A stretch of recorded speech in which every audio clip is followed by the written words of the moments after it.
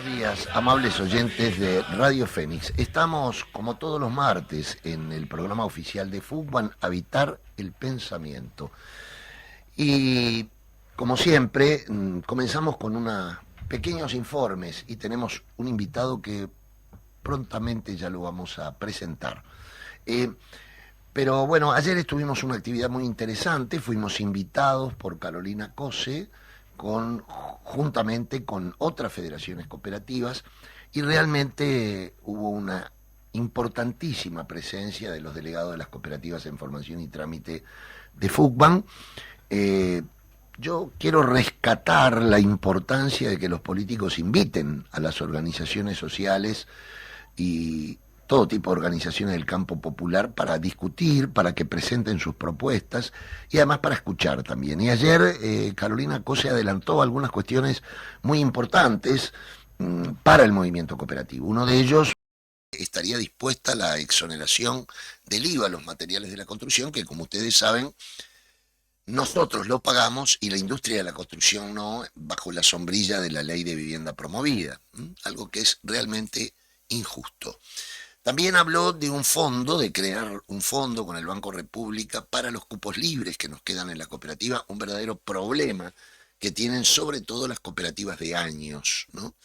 Y después armar una gran mesa nacional de vivienda con integrantes como el Ministerio de Economía, el Ministerio, por supuesto, de Vivienda y las federaciones cooperativas.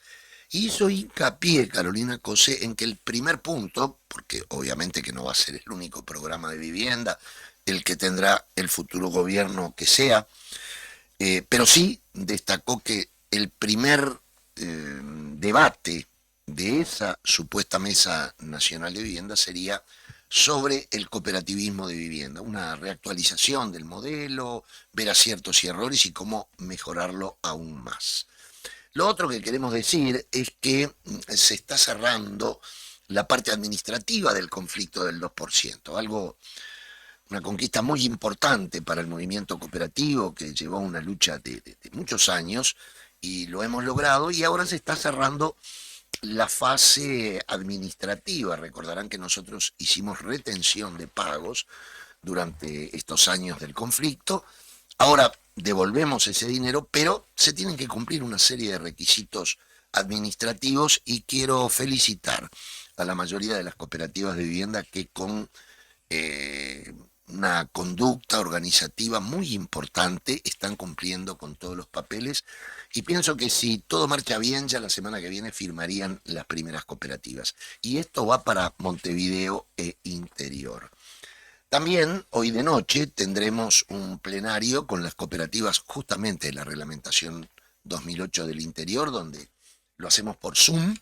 Y bueno, llama también la atención, ¿no? Más de 78 cooperativas, el último Zoom con delegados de 78 cooperativas, que realmente llama la atención y fortalece esta idea de que somos un movimiento realmente nacional.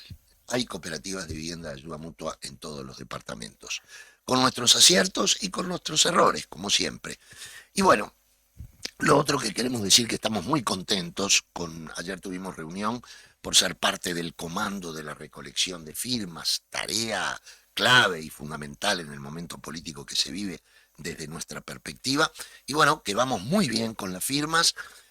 Ayer resolvimos trabajar fuertemente en la semana de turismo, en los lugares de concentración. Fundamentalmente tenemos en el interior la Semana de la Cerveza, también la fiesta del Olimar, y en Montevideo obviamente la Rural del Prado y también el Parque Roosevelt. Serán lugares de mucha concentración de gente para el 2 de abril hacer el anuncio de las firmas que habrá hasta ese momento, que ya podemos adelantar, estamos pisando más allá de las 200.000. Pero la cifra oficial se dará el 2 de abril, luego de este envión que nos va a dar sin duda la Semana de Turismo y estas concentraciones. Por último, y antes de presentar a nuestro invitado, queremos felicitar realmente a las cooperativas de San José que Inmediatamente que se supo que había damnificados por las inundaciones, abrieron todos los salones comunales de las cooperativas de vivienda de ayuda mutua Maragatas, y hay hoy en día ollas populares en varias de ellos, con la solidaridad del movimiento cooperativo de vivienda, no solamente con los cooperativistas que podían estar afectados, sino con el conjunto de los damnificados. Una vez más, demuestra el movimiento cooperativo tener esa reserva moral sobre la cual nacimos, que es la solidaridad como santo y seña de nuestra gente. Continuando entonces hoy con nuestro invitado especial, le damos los muy buenos días y las gracias por haber venido a José Núñez, senador del Partido Socialista. ¿Cómo estás? Bueno, muy buenos días, Gustavo, y bueno, muchas gracias por esta invitación. El movimiento cooperativo es un movimiento muy importante, expresión de la clase trabajadora, y por lo tanto es un privilegio poder estar acá en el programa y bueno, y conversando contigo y a través tuyo con la audiencia del movimiento. Como yo decía, a nosotros nos interesa en particular cómo va la recolección de firmas. Se sabe que la recolección de firmas eh, de alguna forma dejó a sectores del Frente Amplio que lo apoyan, sectores que no lo apoyan. Tú estás en el Partido Socialista, uno de los sectores junto al Partido Comunista, al Partido por la Victoria del Pueblo, a Casa Grande y otros que apoyan esta iniciativa. ¿Por qué la apoyan? ¿Cómo lo ven? ¿Cuál es la tarea que están haciendo sumándose a esta recolección de firmas por estos 3 puntos de la reforma jubilatoria? Bueno, en primer lugar, ¿por qué lo apoyamos? Lo apoyamos porque nos parece absolutamente justo lo que se está planteando, ¿verdad? Nos parece absolutamente justo preservar el derecho de las trabajadoras y los trabajadores a jubilarse a los 60 años si tienen los años de servicio. Nos parece justo asegurar un nivel mínimo para la jubilación o la pensión mínima. Y también nos parece justo y necesario terminar con el régimen de las AFAP, ¿verdad? Que es un latrocinio a la clase trabajadora, ¿verdad? Una apropiación por parte del capital financiero de recursos que deberían destinarse al pago de jubilaciones y pensiones y que transforman en ganancia para las grandes transnacionales bancarias. O sea que nos parece que es justa la demanda y también nos parece necesario salir a confrontar política, programática, ideológicamente con el gran capital, con la derecha, con el bloque conservador. Hace unos días, bueno, lo decía yo en el Congreso del Partido, leí un artículo muy interesante, 3 artículos son en realidad, del economista Carlos Grau sobre el tema de la desocupación, publicados en La Diaria. Y él hablaba allí de una expresión que me gustó mucho, que es indefensión aprendida. La refería a ese lugar común que dice que la gente es pobre porque no trabaja, cuando la realidad hoy, estadística, medida, es que hay muchos, miles, cientos de miles de trabajadores pobres o trabajadoras pobres. O sea que el trabajo no te asegura salir de la pobreza. Entonces, nosotros tenemos una indefensión aprendida de que hay ciertos parámetros que no se pueden cambiar. Que la realidad es así, ¿verdad? Como te dicen, bueno, pero en Europa también han incrementado la edad jubilatoria. Y claro, y en Europa se han también agudizado las desigualdades y hay una minoría que cada vez ve deteriorarse sus condiciones de vida, o una mayoría que ve deteriorarse sus condiciones de vida, y una mayoría que concentra más riqueza. Entonces, hay una dinámica, naturalmente, impuesta por el sistema capitalista, que supone que el costo lo tienen que pagar las trabajadoras y los trabajadores. Y por lo tanto, dentro de esa dinámica, es lógico incrementar la edad jubilatoria.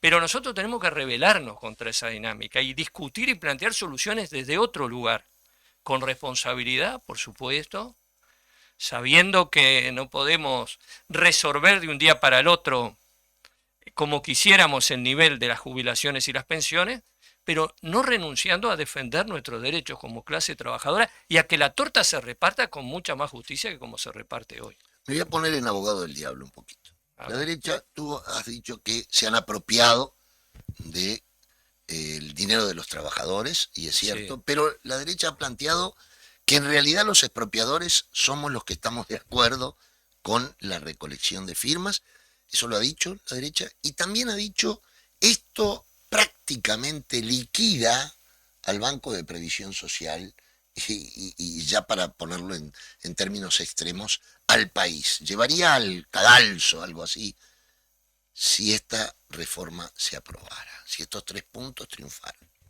Bueno, en primer lugar, yo considero que nosotros no le estamos expropiando a las trabajadoras y los trabajadores los ahorros que están en la SAFAP, porque la disponibilidad que tenemos las trabajadoras y los trabajadores de ese dinero es nula, ¿verdad? O sea, nadie puede ir, se puede utilizar ese dinero al momento de jubilarte y que no lo utilizas tú como querés, sino en función de una serie de parámetros normativas.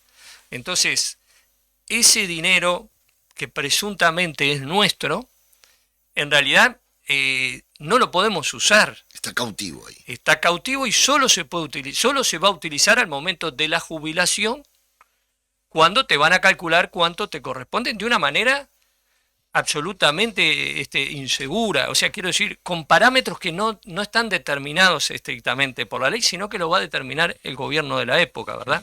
Porque esto funciona que con esa plata que hay, que se computa, que tú tenés en tu cuenta, se contrata un seguro de renta vitalicia.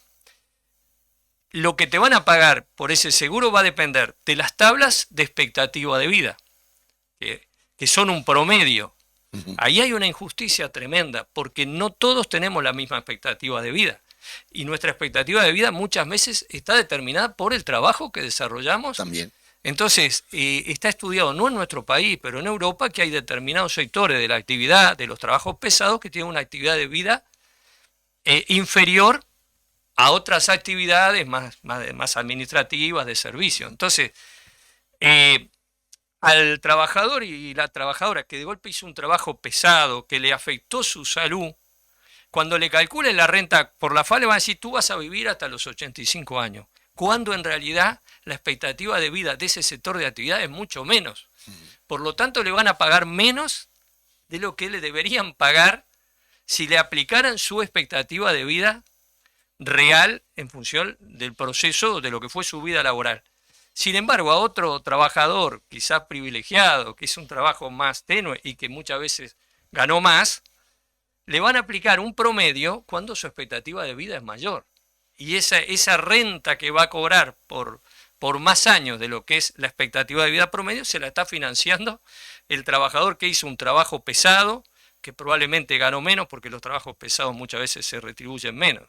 Entonces, el sistema es sumamente injusto, desigual, y te decía yo, el parámetro de esa jubilación va a estar dado por la expectativa de vida, va a estar dado por lo que el gobierno, el Banco Central de la época, le diga al banco de seguro que tiene que estimar como la rentabilidad de ese capital. Cuando inició el sistema de la SAFAR, la rentabilidad estimada era del 3%, ahora es del 0,5%. Va a estar dada por la ganancia que el gobierno le va a decir al banco de seguros que tiene que tener. Porque cuando tú vas con ese dinero, traslada la FAP el dinero en tu cuenta al banco de seguro, el Estado le dice, bueno, el banco de seguros tiene que tener tal ganancia, que hay que descontarla también. Entonces, tú no sabes con cuánto te vas a jubilar con este sistema de la SAFAP.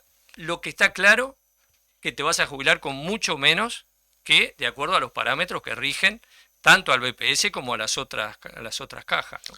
Una pregunta. ¿Tú crees que bueno, partís de la base que se va a llegar a las firmas? Sin duda. Bien.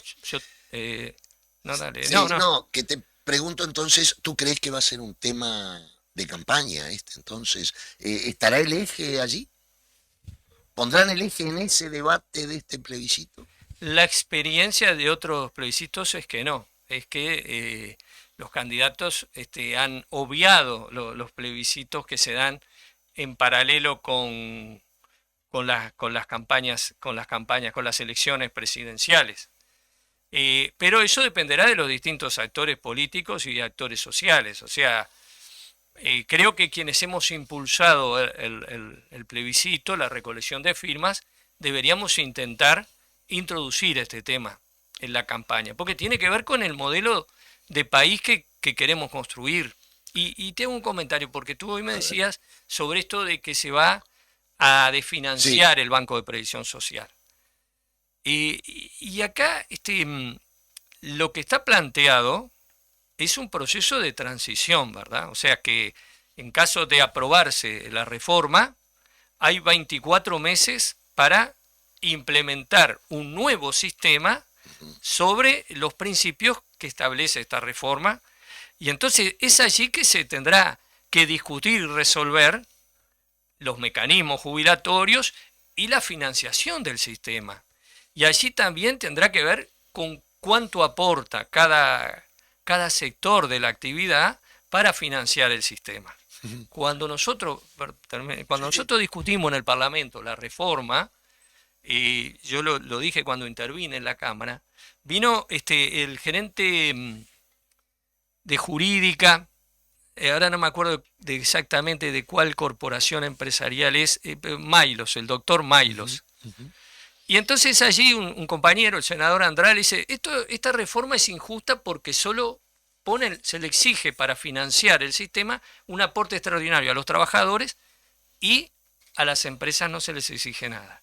Y el doctor Maylos le contesta, bueno, injusta porque ¿quiénes son los que se van a jubilar? Dice, los trabajadores, y bueno, son ellos los que tienen que poner. Ese es un poco lo que él plantea. Bueno, esa lógica es la que nosotros, si se aprueba la reforma y cuando se debata cómo reorganizar el sistema, tenemos que quebrar. No puede ser que solo las trabajadoras y los trabajadores financien el sistema. Las empresas también tienen que hacer su aporte. Ahora, quien te escucha a ti o a todos los compañeros y las compañeras que están defendiendo esta propuesta, es sumamente claro. No hay dudas de la justicia de esto. Ahora, ¿cómo entiendes tú y cómo queda que muchos sectores del Frente Amplio no apoyan esto? No apoyan esta iniciativa. A ver, ¿cuáles son tu razonamiento al respecto? Y aquí hay creo que hay distintos ángulos, ¿no? En primer lugar, hay una discrepancia de forma de lucha o de cómo entender la disputa política e ideológica contra el bloque conservador. Hay compañeros que han considerado que debemos concentrar el debate en torno a los aspectos de la campaña electoral y del programa general, y que por lo tanto introducir un debate complejo, particular, específico sobre la seguridad social podría ser contraproducente, ¿verdad? Ahí hay una diferencia, por eso algunos compañeros no han acompañado esta iniciativa con el planteo de que, bueno, discutámoslo después. Bueno, nosotros no compartimos esa tesis porque primero creemos, y es la experiencia que uno tiene cuando sale a juntar firmas, porque no hay vez que uno salga a juntar firmas y se venga con las manos vacías. Siempre se juntan firmas y unas cuantas, digamos. Entonces, me parece que hay una mirada quizás demasiado superestructural o demasiado de tomar por buena la opinión de las élites o de los formadores de opinión y quizás estar un poco lejos del sentimiento de la gente más de a pie, digamos, ¿no? Y que hay cosas que lamentablemente perdemos sintonía con la gente de a pie. Y yo creo que la gente de a pie entiende y comprende este proyecto, y si no apoya más la iniciativa es por las dudas que se transmiten desde el propio movimiento popular o la izquierda. Pero hay una disposición a salir a defender sus derechos y a combatir por sus derechos que, claro, la conducción política tiene que reflejar e impulsar. Entonces, en primer lugar, como te decía, me parece que hay una percepción estratégica, una mirada demasiado economicista de los procesos de cambio y de lucha social, que la vimos también con el tema de la LUC, ¿verdad? Mecanicista, que no interpreta adecuadamente la interacción que hay entre la batalla por la reforma de la seguridad social y un modelo más justo y solidario con construir una victoria popular en octubre. Esa es una mirada. Y después hay otro aspecto que nosotros no podemos evadir, que tenemos algunas diferencias programáticas en el Frente Amplio. Y por esa razón, durante 15 años de gobierno, no avanzamos un poquito, pero muy poquita cosa en relación al tema de la SAFAP y particularmente con terminar con el régimen de la SAFAP, como ha pasado en el mundo en muchos países que tienen gobiernos conservadores y que sin embargo han terminado con el régimen de la SAFAP. Entonces, sin duda que ahí también hay una discusión programática sobre el papel del sistema financiero en la seguridad social, digamos, ¿no? Y que bueno, en la medida que no hemos logrado construir un acuerdo que nos permita avanzar en terminar con este régimen, a nosotros nos parece justo que resuelva la gente a través del voto. Muy bien. Tú has impulsado junto a otros legisladores una propuesta nacida en Fugban, que la tomaron senadores del Frente Amplio, acerca del tema del Fondo Nacional de Vivienda. Tema que en particular, como Fugban, creemos que es clave para la sustentación de no solamente del cooperativismo de vivienda, sino, o la sostenibilidad, mejor dicho, de todos los distintos programas que cualquier política de vivienda a nivel estatal impulse. ¿En qué está eso? ¿Cómo lo ves? ¿Hay posibilidades reales? Y esta es una pregunta que nuestros oyentes, sobre todo los cooperativistas, están esperando. ¿Hay posibilidades en esta legislatura de que esto se pueda aprobar? Y dos cosas más antes, que primero nosotros, y el propio proyecto planteaba un aumento del impuesto al patrimonio, ¿no es cierto? Pero luego, Fugban, a partir de una reunión que tuvimos con el ministro Lozano, y nos dijo, bueno, nosotros somos un sector de la coalición que aprobó el compromiso país, y bueno, el discurso del Poder Ejecutivo es que no se ponen impuestos, y nosotros llevamos otra propuesta. Dijimos, bueno, muy bien, ustedes no quieren aumentar esto ahora, pero tenemos lo que antes era el impuesto a las transacciones inmobiliarias, que está en la bolsa de Hacienda del Ministerio de Economía y que perfectamente se podía direccionar. ¿Cómo está este debate? ¿En dónde anda ese expediente? ¿Cuánto tiempo lleva en el Parlamento que esto se discuta? Sí, primero, el proyecto está en la Comisión de Vivienda del Senado. Justamente nosotros cuando se presentó el proyecto, se demora un poco en considerarlo por la comisión porque la mayoría priorizaba el tratamiento del problema de los deudores en URs, que se aprobó una ley sobre fines del año pasado. Y sobre esto se avanzó en solicitar un informe jurídico, en realidad un informe jurídico de nuestra propia asesoría de la Cámara y un informe jurídico de la Universidad de la República, que dictamina de manera contundente que es algo absolutamente legal, constitucional, que el Parlamento apruebe este proyecto, ¿verdad?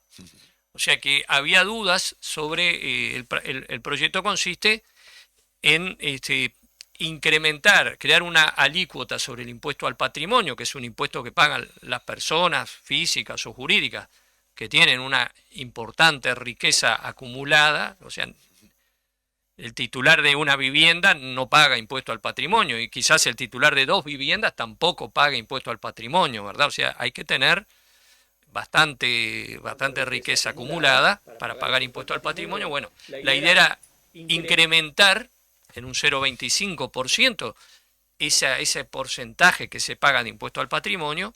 Bueno, eso se puede hacer por parte del Parlamento, no hay ningún problema constitucional de ningún tipo, según el informe que nos hace la cátedra de la Facultad de Derecho de la Universidad de la República, ¿verdad?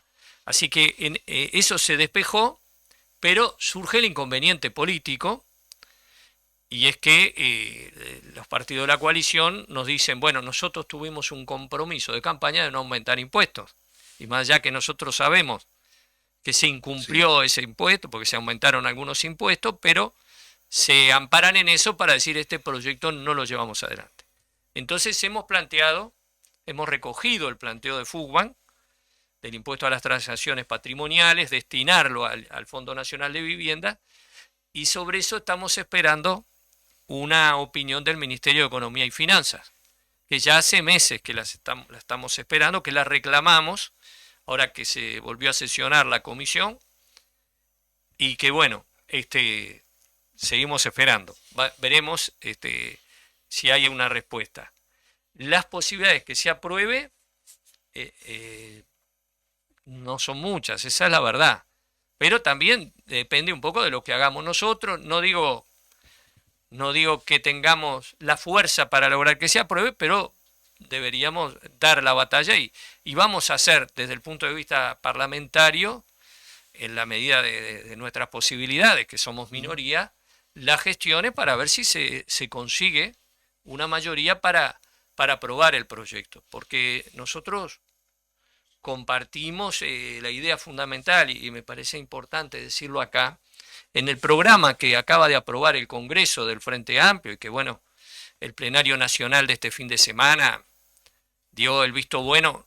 El programa ya estaba aprobado, pero claro, había una cantidad de enmiendas que surgen del Congreso, etcétera, que había que integrarlas al documento. Eso fue lo que el plenario ratificó, que el trabajo que había hecho la comisión de programa, incluyendo esas mociones del Congreso, estaba bien. Bueno, allí se dice claramente que el objetivo es duplicar los recursos del Fondo Nacional de Vivienda, los recursos destinados a vivienda, para ser más literal, claro, ¿verdad? Y además se dice especialmente que el objetivo es que el Fondo Nacional de Vivienda tenga recursos propios y permanentes.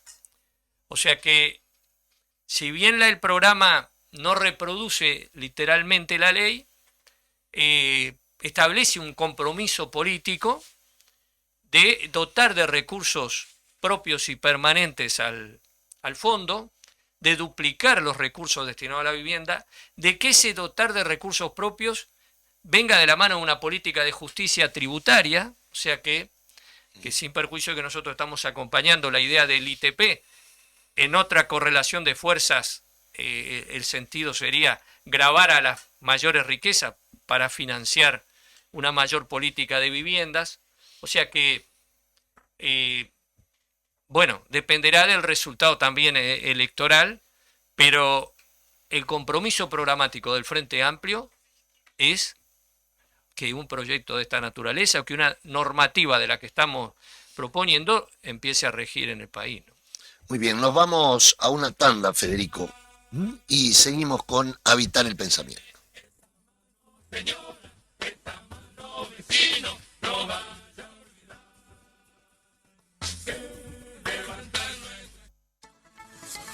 Transmite CX40 Radio Fénix 1330 AM.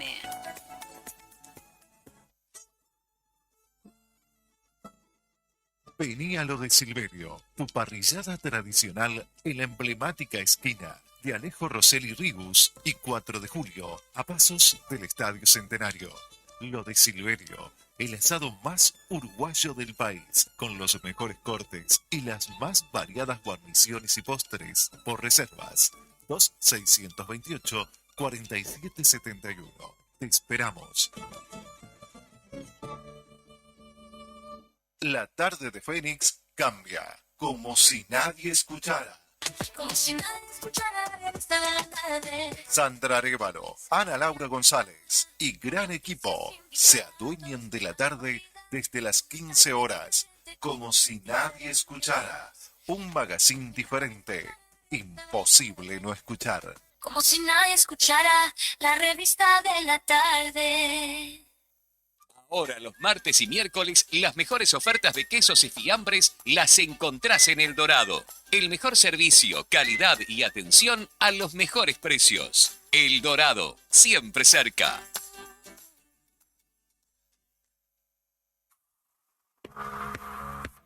Periodismo, deportes, música, entretenimiento y más. Fénix cambia pero sin perder la esencia. Radio Fénix 1330 AM. Casas, gente que trabaja, horas que se pasan para disfrutar. Continuamos en Habitar el Pensamiento, programa oficial de Fugman. Quien le habla es su actual secretario general, Gustavo González, y hoy estamos entre los tantos invitados que hemos traído a este programa, porque es un micrófono abierto, y lo dice el título de este programa, es habitar el pensamiento, quiere decir ponerle contenido al pensar, al reflexionar.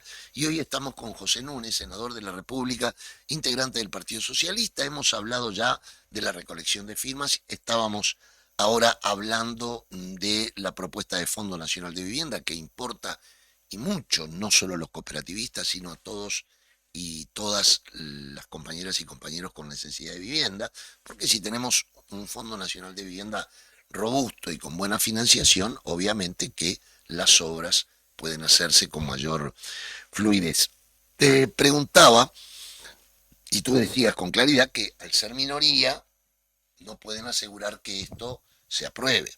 Para eso necesitamos una mayoría en la votación. Pero mi pregunta es, bueno, está en la comisión puede elevarlo al pleno del Parlamento y después que se vote ahí, bueno, mayoría, minoría, pero sería muy interesante para la población, digo yo, abrir el debate sobre este tema y saber quién es quién también, ¿no?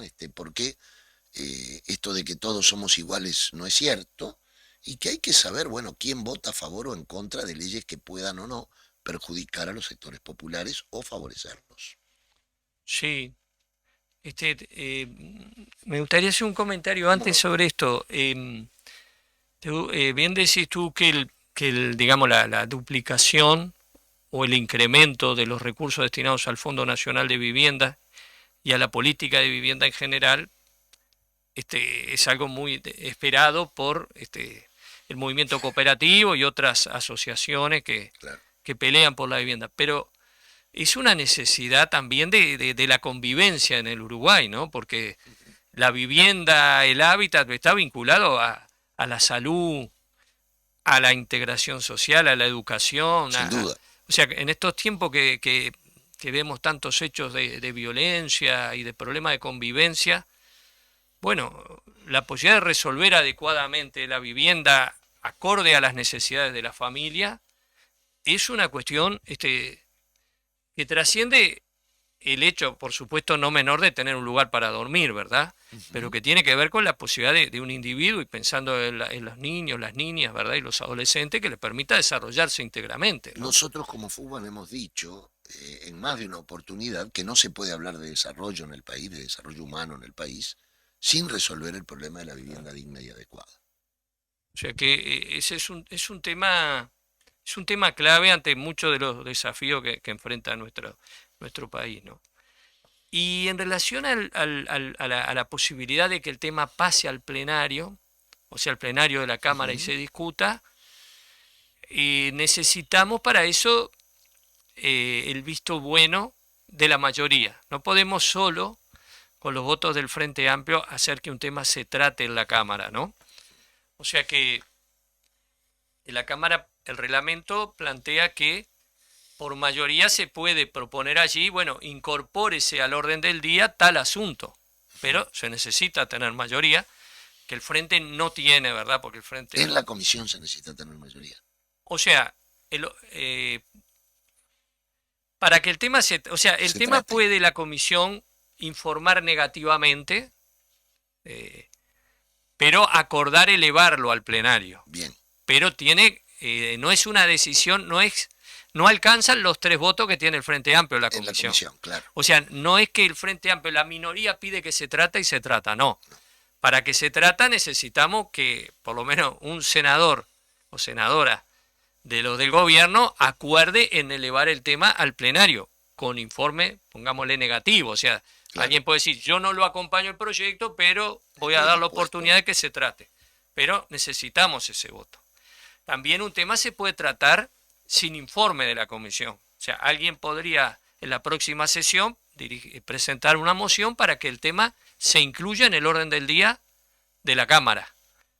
Aunque la comisión no lo haya elevado. Dice, bueno, no, hace un año que lo tienen, no resuelven nada, tratémoslo en la Cámara. Lo puede proponer cualquier senador o senadora. Pero para que se incluya en el orden del día necesitas la mayoría de los votos. Entonces, La minoría no puede introducir un tema en el orden del día. Se necesita que una parte, algunos legisladores, te acompañen para ser mayoría. O sea que en este momento la bancada del Frente Amplio no ha resuelto ir por ese camino, digamos, por el camino de tratar de que el tema se eleve aún teniendo minoría en la comisión. Lo que estaríamos tratando es de recibir la información del Ministerio de Economía sobre destinar el impuesto a las transacciones patrimoniales al Fondo Nacional de Vivienda y tratar de conseguir la mayoría para que eso se aprobara en el Senado. Bien. Habrá que considerar este camino que tú manejás, ¿no? Un tema, nos hemos enterado que tú has tenido la iniciativa y que la has llevado a la bancada del Frente Amplio de la posibilidad de que se abra un debate y una suerte, no sé si la palabra es homenaje, a la recolección de firmas de Fugban del 26 de febrero del 84. ¿En qué está ese trámite? ¿Cuál es? Bueno, este tipo de actos de homenaje, en principio se acuerdan entre todas las bancadas, y hay una suerte de tradición, de cortesía parlamentaria, de que en general se acuerdan. Por lo tanto, yo lo planteé efectivamente en la bancada inmediatamente hizo acuerdo y bueno, me designó para ser el ponente, más allá que cuando se hacen este tipo de actividades después hablan todos los legisladores que quieren, pero siempre hay uno que es el primero en hacer uso de la palabra, y lo trasladó a la coordinación de bancada. En la coordinación de bancada, o sea, la coordinación de multipartidaria, ¿verdad? Donde va todos los sectores, la vicepresidenta y uno por cada sector, ¿no? Que somos 3 sectores, 4, ¿verdad? O sea, Cabildo, Partido Colorado, Partido Nacional, Frente Amplio. Bueno, allí no estaban presentes cuando se planteó el tema el representante de Cabildo y no se terminó de resolver. O sea, en principio, tanto el Partido Nacional como el Partido Colorado manifestaron ciertas dudas sobre la conveniencia de abordar este tema. Nosotros, no estaba yo, ¿verdad? Estaba el compañero coordinador José Carlos Maía, dijimos, bueno, tratémoslo la próxima reunión con la presencia también de Cabildo y ahí se resolverá. ¿Cuándo sería esa reunión? Bueno, en principio podría llegar a ser el primer lunes de abril. El primer lunes de abril sin falta. Nosotros como bancada, bueno, vamos a insistir con que se resuelva y eventualmente plantearemos el tema en el plenario. Y la Cámara vota, porque estas cosas... Esto sí. Claro, todo hay que votar por mayoría para que se trate, pero cuando se resuelve hacer un homenaje, no, o sea, lo acuerda la coordinación, pero luego lo tiene que votar el pleno, ¿verdad? Decir, bueno, que tal día se haga un homenaje a tal cosa. Si tú me permitís, yo aquí quisiera plantear algunos temas que nos importan. Primero, agradecerte la iniciativa.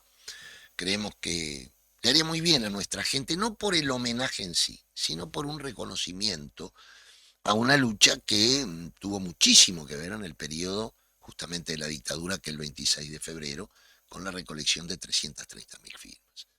Pero si me estuvieran escuchando algunos diputados y senadores del Partido Nacional, del Partido Colorado, algunos son muy jóvenes, otros no tanto, y otros vivieron aquel momento.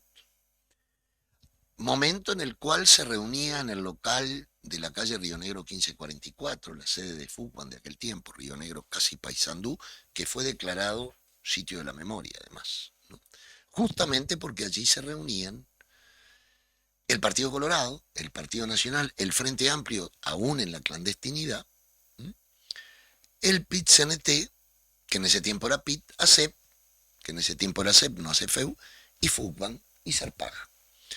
Y fuimos en aquel instrumento, fuimos los que resolvíamos las caceroleadas, las volanteadas, las distintas actividades por la defensa de la democracia y por la reinstauración democrática y contra la dictadura. Recuerdo que a la sede iba, por ejemplo, Alberto Sumarán, del Partido Nacional, por ejemplo Luis Ituño, por ejemplo López Balestra. Del Partido Colorado supo ir a Ciaín, ¿no? Hierro López, cuando eran muy jóvenes también. ¿Mm? Por el Frente Amplio iba Guillermo Chiflé, Gonzalo Carámbula, ya fallecido, y Carlos Baraiba, alternado. Digo esto porque hay que ser lo más objetivo posible cuando uno trata este tipo de resoluciones. ¿Mm? No creo que se nieguen, porque si no nos hubiéramos sentido sumamente usados. ¿Mm? No creo que se hayan olvidado de eso. La actual vicepresidenta de la República era muy joven, recuerdo, Beatriz Argimón. Y además hace 2 años, creo que fue inmediato a la asunción de este gobierno, en el túnel que hay en el anexo hay una placa a la cual fuimos invitados, el PIT, representantes del PIT-CNT de aquella época, invitaron a Richard Rí, por fútbol me invitaron a mí, y por ACEP a el chileno Rodríguez, ¿no? Digo esto no es para que cuando se debata el tema hagan memoria. No sé qué pueden decir además de un modelo que es ejemplo en el mundo. Esto es importante.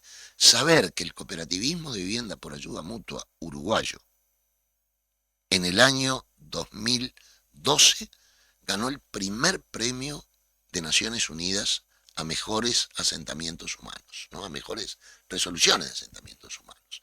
Entonces, tiro estos elementos para tenerlos en cuenta en la medida que hubiera un trancazo a esto que no creemos que se merezca nuestra gente. Sí, además de que lo del 26 de febrero de 1984 fue sin demérito de lo que fue Fugban, No, fue fue todo el una mundo. gran batalla democrática Todos de y todo el todas. movimiento popular, de los partidos políticos Claro. democráticos y de la gente, ¿no? O sea, quienes salimos hoy a juntar firmas, sabemos que, Uh-huh. que cuesta juntar firmas. Entonces, juntar 300.000 firmas o más en un día, bueno, hay Fue que, heroico, ¿no? sí, digo, la cantidad de gente que se movilizó para juntarlas Nosotros llegamos a tener contabilizados 10.000 personas juntando firmas.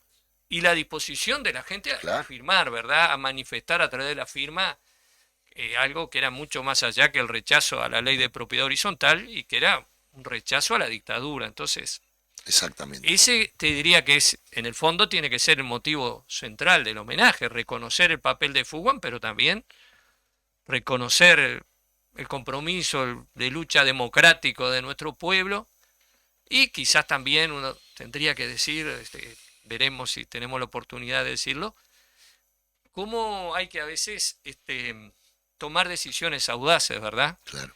Cómo a veces lo que para algunos, pensando con los esquemas, con inercia, parece una locura, no es una locura, sino que es el camino para realmente enfrentar, Uh-huh. en este caso, la dictadura y dar un paso sustantivo, porque, bueno, yo en ese momento no era militante sindical, pero digo, vos que estuviste en el proceso, al principio decían, están todos locos con esto, Bueno, ¿verdad? eso fue el doctor Sartú el que trajo la idea. Claro. Recuerdo, él era en ese momento abogado del Centro Cooperativista Uruguayo y comenzó así, diciendo, miren, pensé una locura. Pero bueno, puede ser bueno pedir en dictadura la credencial cívica para firmar, ¿no? O sea, y bueno, y así fue. Núñez, me interesa, se está hablando de que puede haber una campaña muy sucia, ese es el término que están utilizando. A mí me preocupa, y esto lo hemos discutido mucho en el Ejecutivo de Fugban, en los plenarios, esto de que todos son lo mismo, de que la política no sirve para nada, porque en general siempre eso, en todos los pueblos, ha arrimado agua al molino del fascismo, ¿no? Entonces, ¿cómo ves la situación política? ¿Qué se espera de la campaña? ¿Cuáles son los ejes centrales que van a colocar a los efectos de que se abra el mejor debate y la gente tome conocimiento de las distintas propuestas? Sí, yo creo que el gobierno del Partido Nacional y sus aliados no ha dado solución a los problemas más importantes de la mayoría de la población.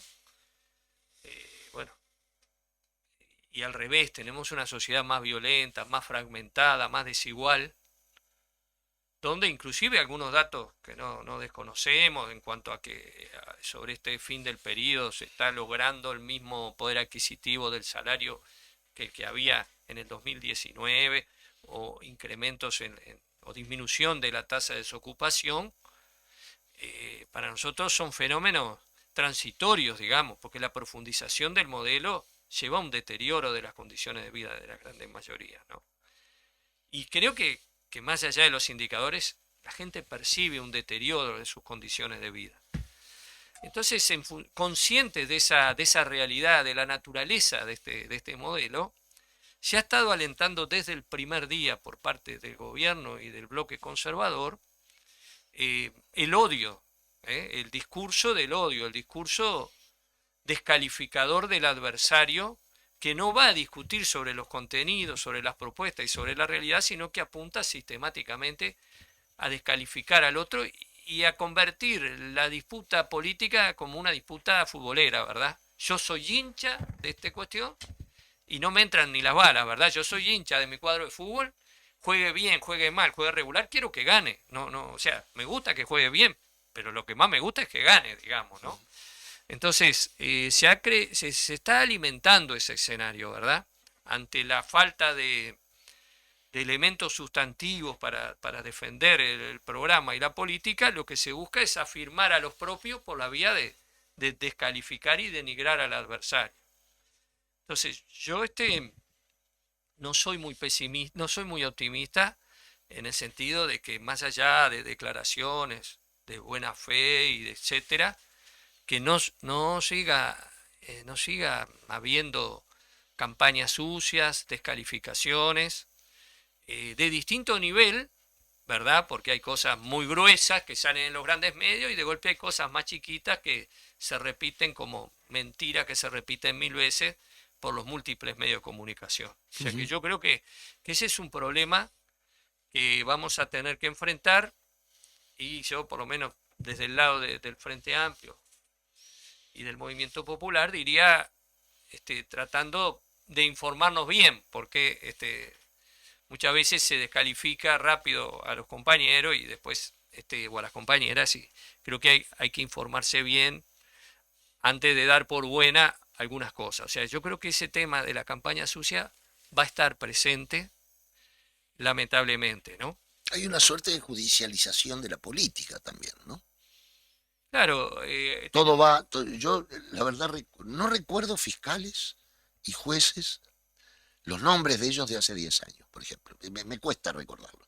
Pero ahora, permanentemente, el tema lo tienen fiscales, jueces, la judicialización. Hay periodistas, además, que se encargan de eso, ¿no? Y yo creo que también es una forma de descalificar la política. Claro, y también se presiona mucho al Poder Judicial y particularmente a la Fiscalía, ¿verdad? Porque tú ves que hay legisladores del gobierno que permanentemente están atacando a los fiscales, ¿no?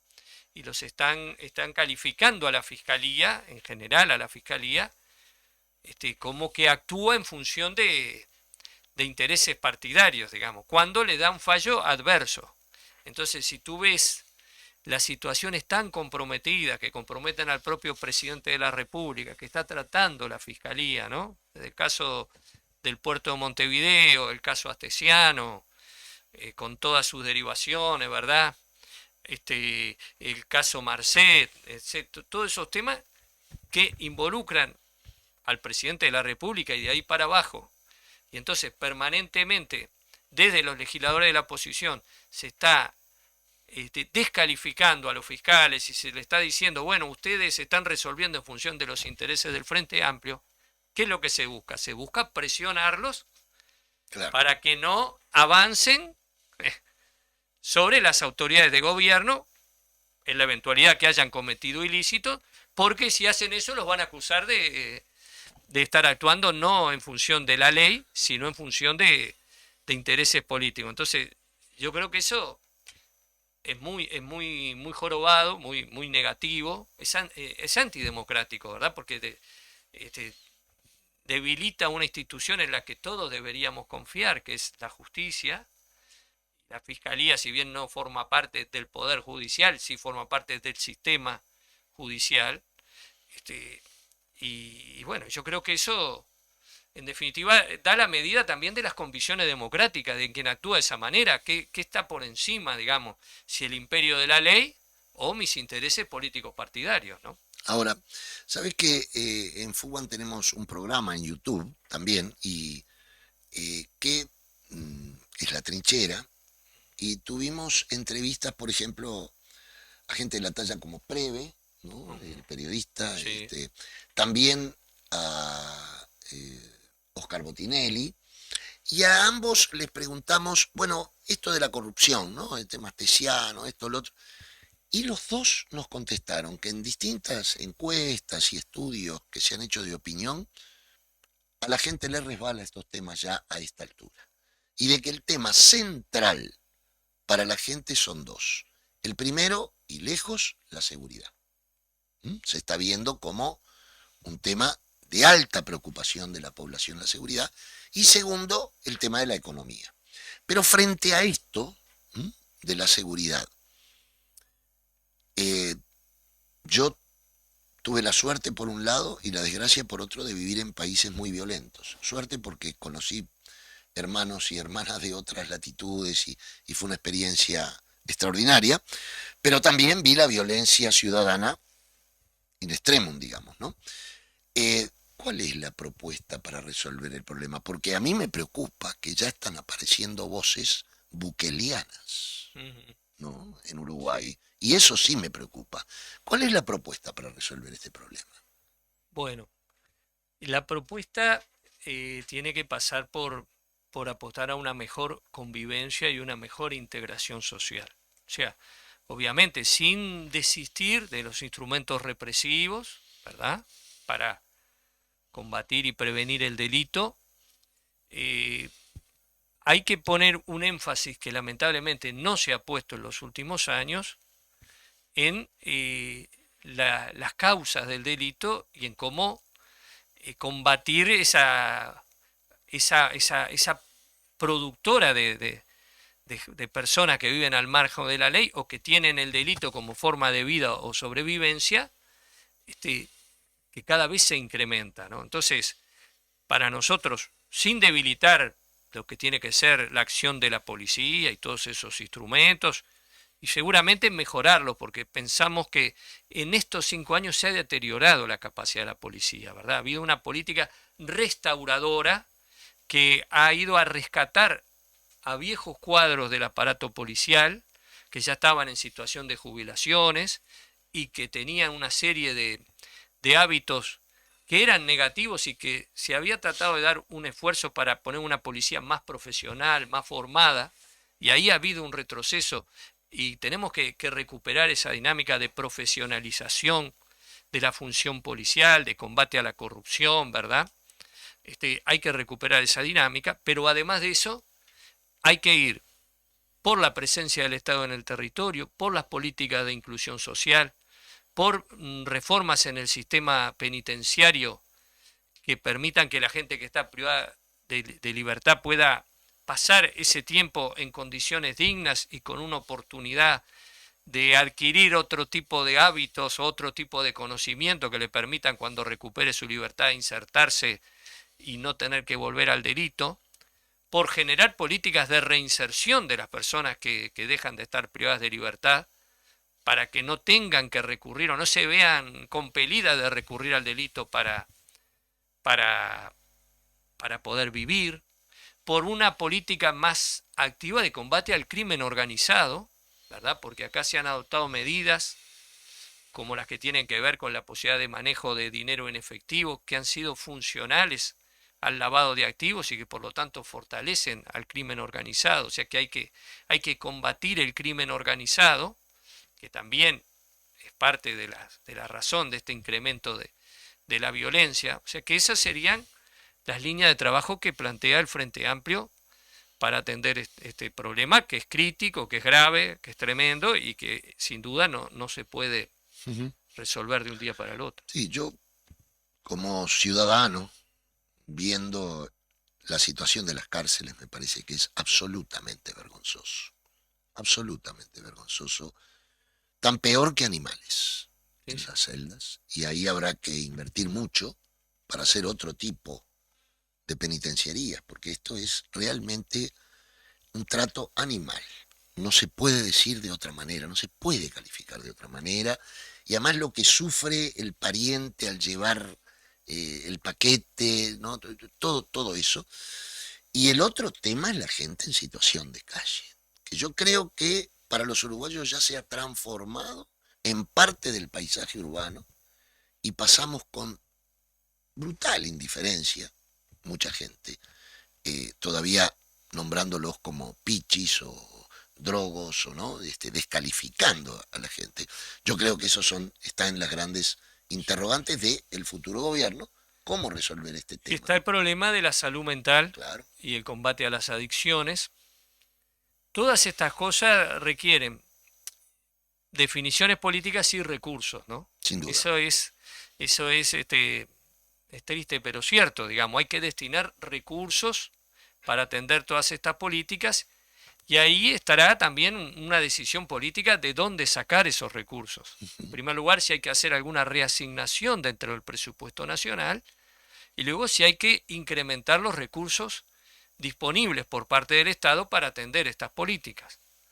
Nosotros creemos que hay que considerar la posibilidad de ajustar la política tributaria para que aquellos que tienen mayor riqueza hagan una contribución mayor a los efectos de poder atender estas políticas, ¿verdad?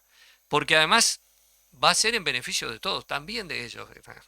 Porque en una sociedad violenta, los que más lo sufren son los que menos tienen, porque está claro que esos son los que la pasan peor en todos los escenarios. Pero también otros sectores de la población, pudientes, también sufren las consecuencias. Entonces, una contribución adicional para que el país mejore y para todos. Y yo creo que eso es fundamental también. Agradecemos al senador José Núñez, te agradecemos mucho el haber venido. El micrófono de Habitar el Pensamiento siempre está abierto para todas las ideas, para que se abran importantes debates democráticos. Bueno, muchas gracias a ustedes y estamos allí a las órdenes. Nos veremos el próximo martes a las 10 de la mañana, como todos los martes, en Habitar el Pensamiento. Por lo tanto, un saludo a todas y todos los oyentes que tuvieron la amabilidad de escucharnos en este debate hoy con el senador José Núñez. Nos vemos, Federico. Hasta la próxima.